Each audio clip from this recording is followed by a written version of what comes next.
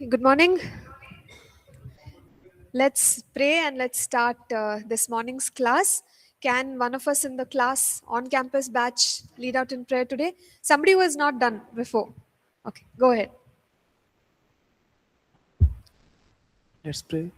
Thank you, Lord. Thank you, Father, Lord, for this time, Lord. Thank you for this morning, Lord. Lord, I submit this class, Lord, into your hand, Lord. Lord, you guide us, teach us, Lord. Speak through the ma'am, Lord. Speak through her, Lord. And whatever she's teaching, Lord, help us to learn. Help us to uh, help us to learn. And everything, Lord, I submit into your hand, Lord. In the name of Jesus, I pray. Amen. Amen. Amen. Thank you. So, we were in chapter 8. And what were we learning? Strategies of a defeated enemy. And we also looked at some of the common strategies or tactics that Satan uses. How can we classify them? Mind games, open doors, violation, right? Violation or intrusions. So we explained each one of them, and we said that Satan, he's defeated, so he can't um, do anything, or he does not have the power over us, but he can trick us, and that's where mind games come in, right? Or the second one was open doors. Again, that is something we do. We open the doors. He will try to violate and intrude, but we again have to give him the opportunity. We can actually throw him out, but if we don't, then he will stay and then he will do his evil works. So we have covered all this and explained it in detail. And we were at the portion when we were saying that we must enforce victory over our own lives because we have the victory, right? So there are many areas in each one of our lives. We have to always be mindful of whether those areas are fully submitted to God or not, right? We may have certain indications time and again that okay, this area I need to pray for, this area, so we can pray and we can take authority, or we can enforce victory. So we have enlisted some areas here in our notes, so you can follow along from page 40 onwards. Personal life. So personal life simply means, everything about me as a person, as an individual, my choices, my decisions, my behavior, my actions. So, what we are saying is we must be submitted to God. James 4:7. This scripture, I think we looked at it very quickly in the last class. So, let us pay good attention to this scripture.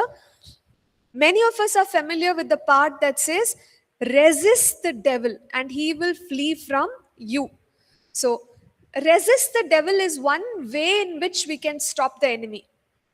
Okay, so we are going to come to a section where we will see all the action steps that we can take against Satan. One is resist. So, resist simply means, think about this. Your home has a door and it is not yet latched, and someone is trying to enter who's not supposed to enter. What will we do? What would you do? Yeah, go ahead. I can't hear anybody's voice. It's just like some mumbling sound.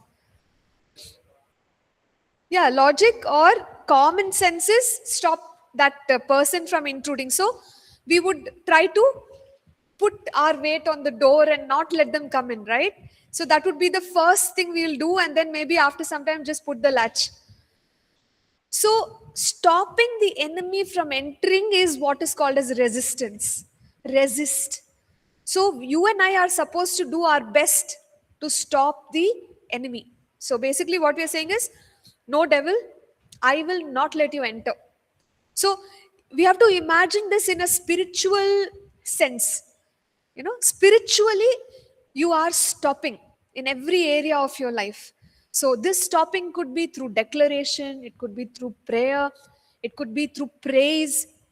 These are all ways in which we can defeat the enemy. So I'm constantly engaging in these things to say, don't come. I'm not letting you come. So if I resist the devil, what will happen? He will flee, he will run away. So it's when a believer does not resist that we encounter failure or we encounter defeat. It's not because Satan is powerful. No, we have already understood that he is powerless. But we are the ones who are not resisting him in our lives. So, as believers, one must become bold to stop Satan from doing his works.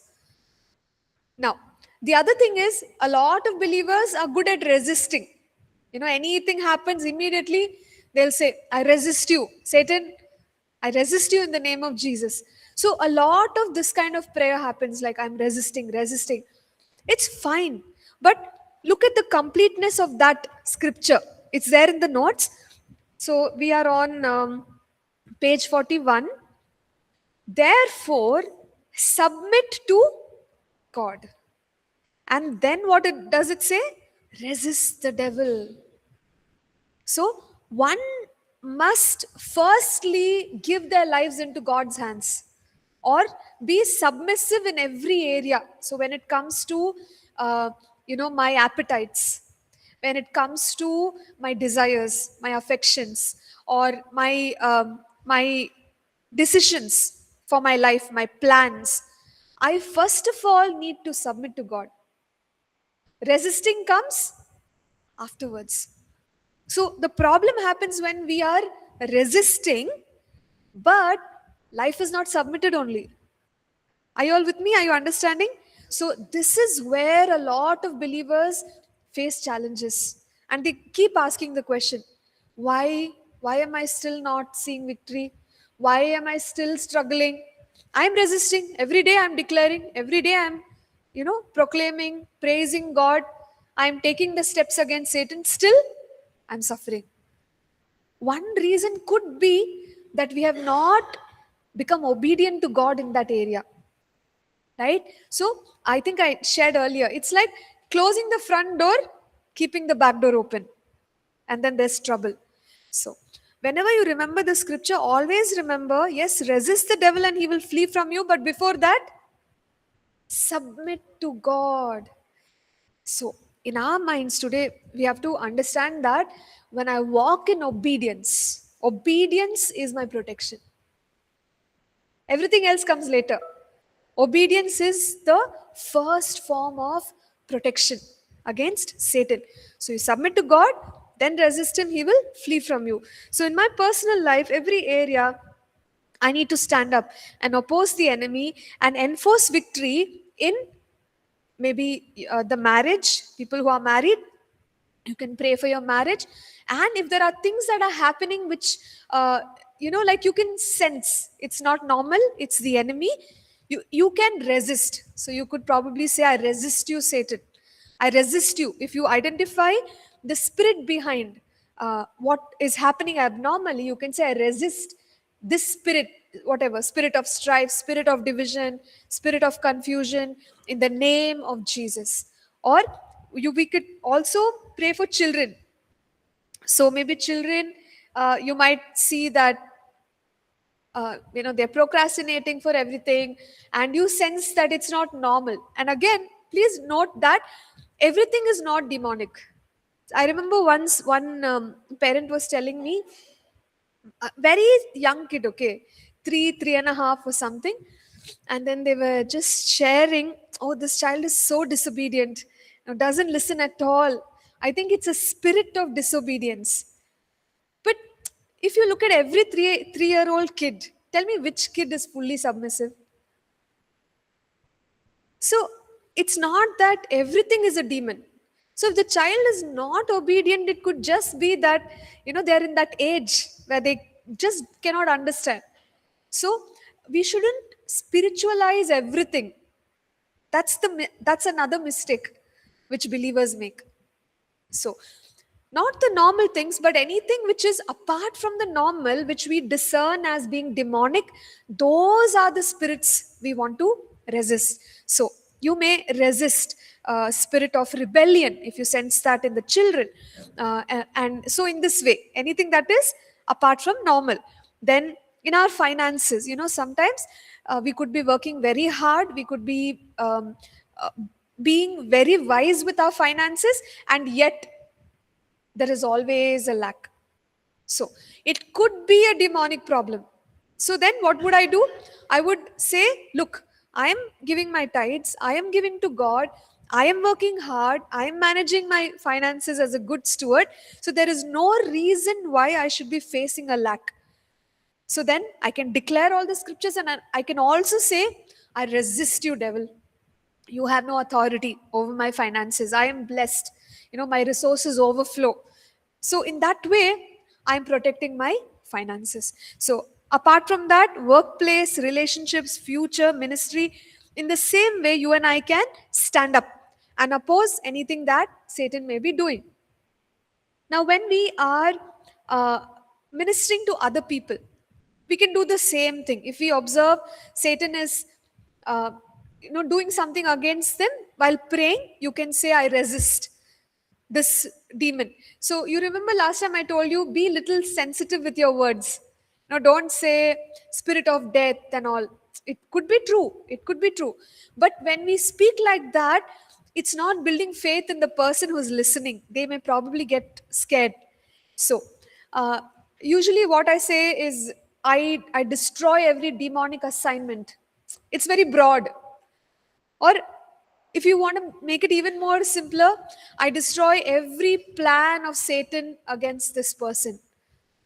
So you say it in a general way, in a prayer where you're praying for that person. But in the personal time, you can call it out.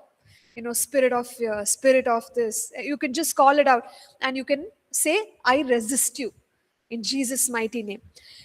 But another very, very helpful thing to do is to teach them to resist. See, we always say, right, like it's better to teach a man to fish than to give him the fish. So you can give 2 or 3 times, but if they know how to fish, they have a sustained supply. In the same way, when it comes to helping people apply their authority, it would be better to teach them what you know. And you can tell them, see, every time this happens, you just oppose demons, or you pray, you fast, you read these passages, you make a declaration. So equip the people, right? And that's a better way for them to continue to stand in victory. So this is how we minister to people. We are not against praying and all. Go ahead, do it. But it's not sustained. Each time they may call you and say, brother, please pray, it's happening again. How many times can you pray? Right? One needs to know themselves. So let's go ahead. Um, yeah. So we have a couple of scriptures here. Could we read it out, please? 1 John 3:8 and John 20, verse 21. For this purpose, the Son of God was manifested, and he might destroy the works of the devil. John 20:21. So Jesus said to them again, peace to you, as the Father has sent me, I also send you. Amen. Amen. So we can see here that the work of Jesus is firstly to destroy the devil, secondly to minister peace. So you and I, as representatives of Jesus Christ, can actually make the same declarations over people. So what would we say? We would say, we destroy, okay, every work of the enemy against this brother, against this sister. We release peace in the name of Jesus. So whatever Jesus has done, you and I have the authority as representatives to minister the same thing into people's lives. So from today, my encouragement is that you take the opportunity to pray for people. So when somebody comes and asks you, you should be excited that, oh, okay, great, here I have an opportunity, let me pray, can I pray for you? So you can even ask people, and you can go ahead and pray and trust and believe God to see a victory in their lives. Okay, any questions based on what we have learned so far about the tactics of Satan? Online students, anything to ask? Is it possible to just move the fan a little bit to the corner, please? Okay, sure. Thank you. Sorry about the. Yeah. Any questions? Yeah, thanks, Amar. Okay, if not, let us move ahead. We'll go to chapter 9, which talks about an overcomer's lifestyle. So we can figure out the right way of living that helps us stay safe from Satan and also, overcome whatever Satan may be doing against us. So the first one is being in Christ or being a believer. That is the best way to experience victory against demonic powers. If we are not a believer, then what happens?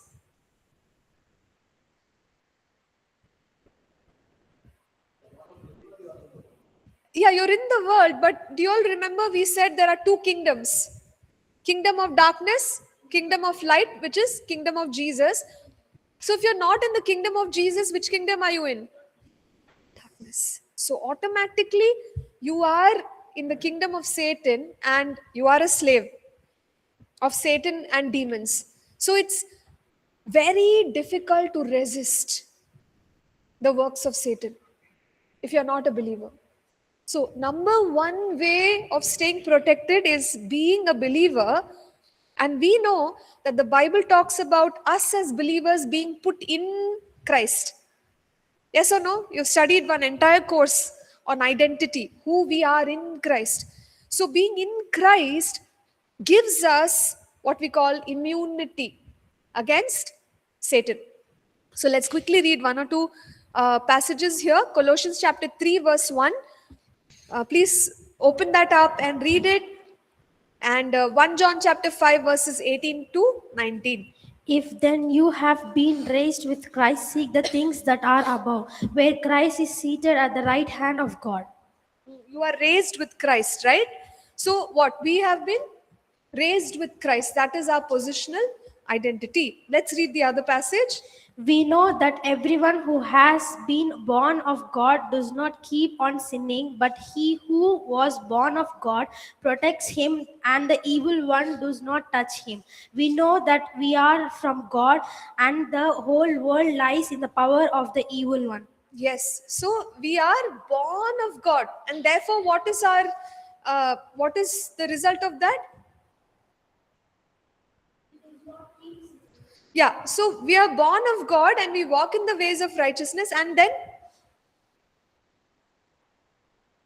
the evil one, correct. God protects us because the evil one cannot touch us. So you see the connection? Born of God is what? Being born again. And then we are walking in the path of righteousness and demons are not able to touch us. So being in Christ is the first and best way of walking in immunity against demonic powers. So demonic activity will be there. Remember, we can't say no. I don't want to see any demonic activity around. It will be there. It's there in the world. But you and I can carry immunity because we are born again. The evil one cannot touch us. We have been raised with Christ.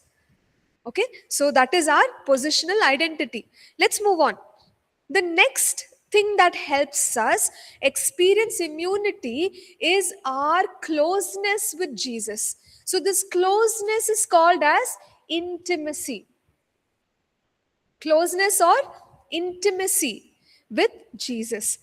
So Psalm 91, it talks about a person who abides with God, abides in the shelter of the Most High. So it's a believer who is spending time in the presence of God.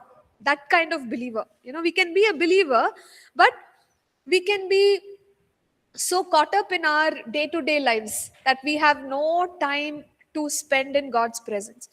But Psalm 91 gives a picture of a believer who is spending time in the presence of God.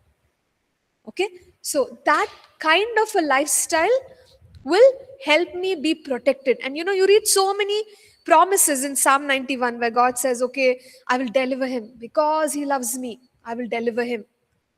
Right? So we will find victory when we are close with God. And that is a personal responsibility which each one of us has. We have to be serious about it. That's when we will experience that connection and therefore protection. Now let us take a look at the life of Adam and Eve in the Garden of Eden. So when God created Adam and Eve, there was definitely communion. Communion is when you're having fellowship, and you are interacting, you are sharing your thoughts, your views, relating with God in a close way. So Adam and Eve had that. But when they sinned, things changed. Before that, they had communion with God. So let us try to examine this communion. What kind of communion did they have? So when we look at the features of their life in the garden, firstly we see that they had relationship with God. So that means they were speaking to God, they were moving, like closely with God. God would come, visit them. It says that in the evening, God called, Adam, where are you? So it's a friendship. Maybe God just wanted to come and speak and spend time with Adam. It's a close communion. And also we can say worship because they were obedient to God. So in the life of the garden, there is communion, there is worship. Okay, so what are the other things which are there in the garden? So we also see submission. Submission means being obedient to God's commands. So what did God tell them? God told them, look, you take care of this garden. There's only one tree you should not eat from. And what did they do? They obeyed. For the most part, they obeyed. Amar, can I come to you a little later, or is it a connected question? Okay, just two more points I'll share. So, second is submission. They were obedient to God. Okay, till that time, everything was fine. Was Satan on the earth at that time? Yes, he was there. But Adam and Eve were protected. One is communion, second is submission. Now, third one we see in their lives is responsibility. So, God told them, look, you have a mandate to rule and reign, have dominion, subdue, be fruitful, multiply. So, this is the mandate which God gave them. And God also told them, for now, like, take care of this garden. So, you could say that work was given by God. See, work is not a curse. Later on, we see that work became hard. Okay, where Adam and Eve sinned, and then part of the punishment was work will be hard. But is work ungodly? No, because even in the Garden of Eden, God gave them work. That means work is there in the perfect world. Even when we look at our life in the millennium, we will all have work, because there's something about work that helps us, right? I don't know how to put it, but basically it's a part of our existence, and it's a good thing for us. So we see that Adam and Eve took up their responsibilities, and that also is protection. Now, if you and I, in our times, whatever responsibility God has given us, when we don't take it up, it's like an open door, right? So responsibility, work, and God's mandate is protection over our lives. So we saw three things. The fourth thing that we see is dominion, where God told them, protect the garden, and also you extend your dominion to the rest of the earth that I have created. So they were exercising dominion and they were fine. When the demon or Satan came through the serpent, the right thing that Eve should have done is to say, I resist you, or, I rebuke you, something like that. But she didn't do it. So, when we don't take our dominion, then we come under fire. But if we take our authority and dominion, we can get the devil out. So, these things in the garden actually kept them protected. Now, think with me. God did not give them, the revelation of the cross, or the full revelation of the cross. They didn't have. They didn't have the knowledge that the blood of Jesus is my protection. I need to apply the blood of Jesus. They didn't have that knowledge. Right? So when you look at all these things, you recognize that they were missing revelation about the weapons of warfare which you and I are using today. But still they were safe. Only on the basis of these four things. Right? So it's very interesting. And when they became disobedient, because of one tree, they lost their complete protection. They came out of the garden. But we know that God had to send the Lord Jesus Christ, and Jesus had to be crucified on another tree, so that we can get back salvation, which Adam and Eve had lost. What a beautiful story. One tree, we lost it. The other one, through Jesus, we have now regained that salvation.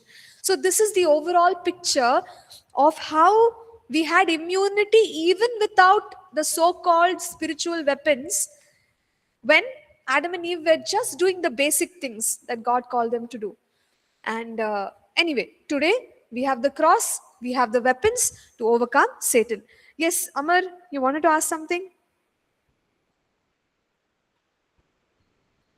As you said, like God was with them and they were worshiping God. They were having fellowship with each other. So my question is, which language they were speaking and which language they were communicating each other? Which language is it? Yes, ma'am. Okay. I think it's a tough question, because till the Tower of Babel, like we see that there was one language, but after that there were multiple languages. Now, which was the original language? I don't know. I mean, it's a very challenging thing. Like, unless you go back to the Tower of Babel and figure out which was that one original language, because suddenly you had hundreds, if not thousands, of languages. Now, how do you figure out among those which was the first one? Right? And today, when you look at history, there's all kinds of speculation. They say, "Oh, this is the oldest language. That is the oldest language." It's hard to track back. I don't know which is the oldest language, which one they spoke.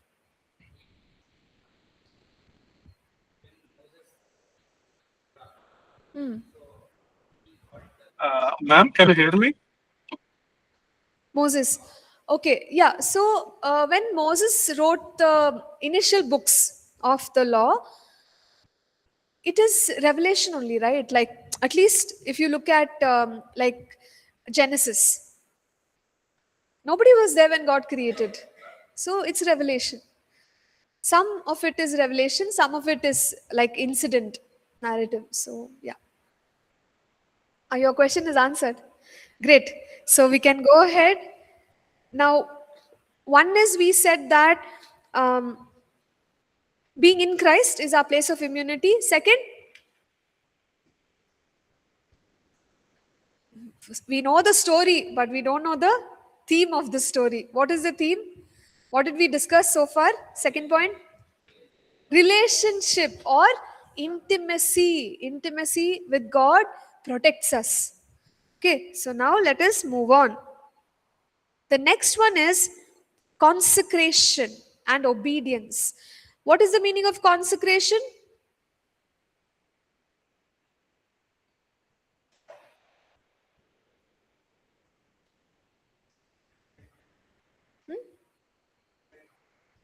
Set apart. Okay, fine. Yeah, set apart, made holy for God, Or like if you look at the book of Exodus, when God gave instructions for Moses to build the tabernacle, he also said that the articles have to be consecrated. Even like the priests had to be consecrated, or they had to be set apart, dedicated. So consecration simply means dedication. So when we dedicate our lives to God, it protects us. Okay, and here there's also a note on obedience. So obviously, when I have dedicated, I have to um, obediently follow God in every area of my life. So generally, what we say is authority flows proportional to our consecration, dedication, submission, obedience to God. So if I want to rise into greater and greater authority, what should I do? Dedicate myself more, become more obedient to God. So that's when I can stand against Satan and say, you know, uh, I have the authority. Otherwise, like we said last time, sometimes demons will say, I know you. They'll start speaking like that. I know you. You are like this. You are like that. But even when such things happen, we know, look, my life has come under the blood of Jesus. Every area of my life is under the blood of Jesus. I am obedient to God. I've opened up my heart to God. So, demons don't intimidate me. My life is already submitted. So, there's great confidence. My confidence increases the more I submit to God, right? The more I dedicate myself to God. So, the greater the submission, the greater the authority. We all have authority, no doubt. Every believer has the keys of the kingdom.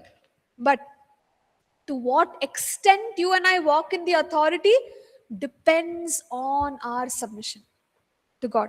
Some of us may walk in the lowest capacity of our authority, but you may find that some people are walking in some major, major portion or major power of authority over their lives. How did they get there? Submission.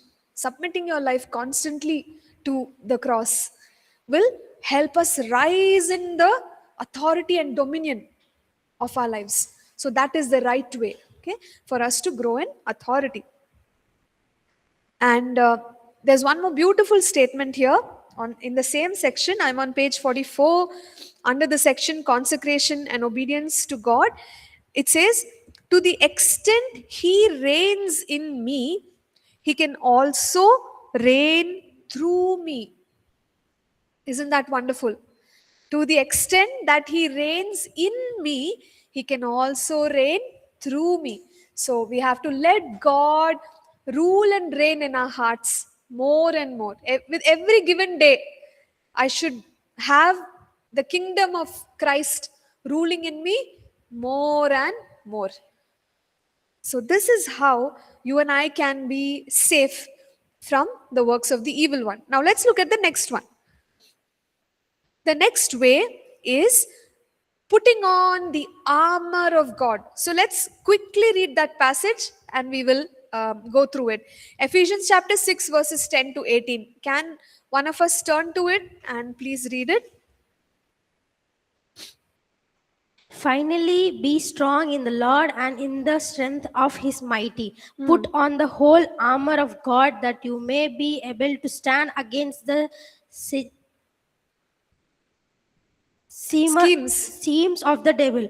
For we do not wrestle against flesh and blood, but against the ruler, against the authorities, against the cosmic powers over this present darkness, against the spiritual forces of evil in the heavenly place. Therefore, take up the whole armor of God that you may be able to withstand in the evil day, and having done all, to stand firm. Stand therefore, having fastened on the belt of truth, and having put on the breastplate of righteousness, and also shoes for your feet, having put on the give by the gospel of peace. In all circumstance, take up the shield of faith with which you have extinguish all the flaming darts of the evil one, and take the helmet of salvation and the sword of the spirit, which is the word of God, praying all the times in the spirit with all prayer and supplication. To the end, keep alert with all perseverance, making supplication for all the saints. Amen. Amen. Amen. Yes. So here we can see that we are in a spiritual battle. So he starts by saying, our battle is not against flesh and blood. Okay. So my neighbor is not my enemy. My boss is not my enemy. Sometimes that's how we think. Okay, I am in a battle. I have to take these weapons. I have to destroy my enemy. So our family member is not the enemy. It's not talking about a natural enemy. This is a spiritual enemy. And for a spiritual enemy, we need spiritual weapons. So next chapter is about the armor of God. So there we will see, right? We will see about the weapons that you and I can actually use against a spiritual enemy. And it goes ahead and says, put on the armor so that you can stand against the wiles of the evil one. And then it describes the various parts of the armor. We won't go into detail because the next chapter is fully about that. So there are many parts which are described, which are nothing but defensive parts of the armor. So usually armor is for our protection, right? So when we put that, we are defending ourselves. And without an armor, a believer is vulnerable. So we'll see how to put on the armor. Now, there is only one part which is offensive in the passage that we read. What is that?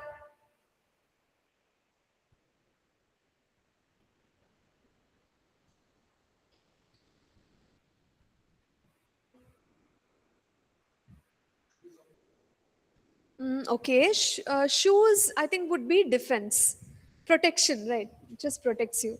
So, what is it that you can take and chase the devil? Sword, right? The sword of the Spirit, which is the word of God, is my offensive weapon. So, everything else, I'm just protecting myself. But the moment I take my sword, again, we have to remember what we studied in the course Interpreting Scripture, meditation in God's word, confession, declaration of God's word. That is a sure shot weapon against Satan. You're taking your sword, you're just destroying Satan. That's why he doesn't like it.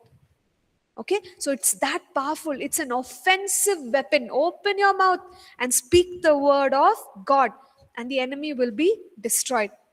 So the sword would be the offensive weapon, but then all other parts are defensive. So we'll look at this in detail in the next class. So let's go ahead. We see faith being mentioned as one of the parts of the armor, where Paul says, take up the shield of faith. What is a shield? All of us these days watching sci-fi movies, we probably don't relate with the armor that Paul is describing here. Yeah, defense. So you see like one electromagnetic shield, all the attacks that are coming are getting redirected or getting destroyed. So that's a shield. So you and I can have a spiritual shield, and that is our faith. When you are a child of God full of faith, automatically you have a shield. Satan can try to attack you, but the arrow will be destroyed. That's what Paul said. If you are a person with faith in your heart, very difficult for the demons to get you, because faith is my shield, faith is my protection. So walk in faith, walk in faith. That's the best way to defend ourselves. There are two passages here. One is from Matthew chapter 17, and then okay, only one passage given over here. But the previous one is what we saw in Ephesians chapter 6.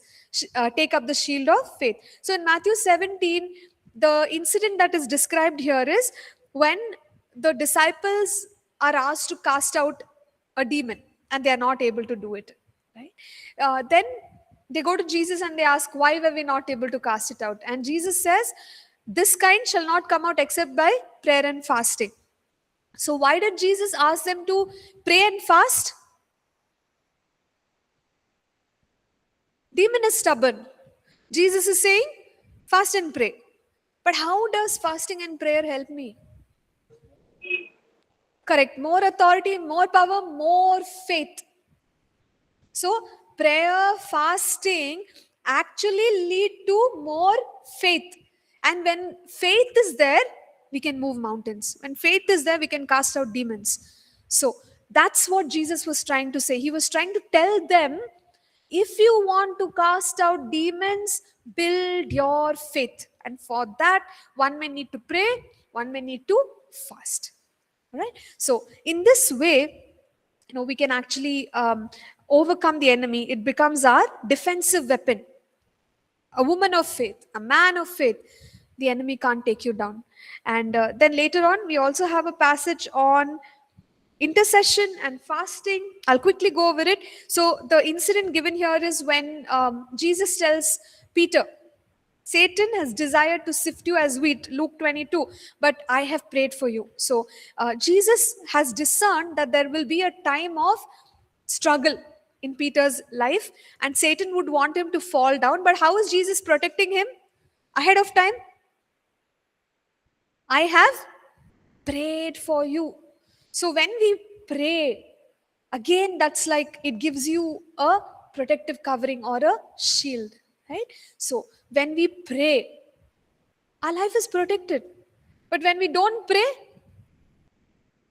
there's options for the enemy to attack us. So prayer helps us preempt the strategies of Satan and prepare ourselves and protect ourselves. The final one which is given here is fasting. So Daniel 10, we see that Daniel is in fasting, and at that time we know he's praying for one answer and the answer gets interrupted by the demonic spirits. But as he is praying, what does God do? God sends an angel to fight that battle, and then the answer actually comes through to him. But how did it happen? One man is fasting over here. See, sometimes we don't understand the value of what we are doing. But can you see the spiritual dynamics? There are things happening in the spiritual realm as we pray and we fast. It's actually protecting us. It's actually destroying the schemes of Satan. And so we must be very encouraged to pray and fast. So what can fasting do for us? I'll quickly read out what we have here, because very important points. Fasting intensifies our spiritual hunger, passion, and focus.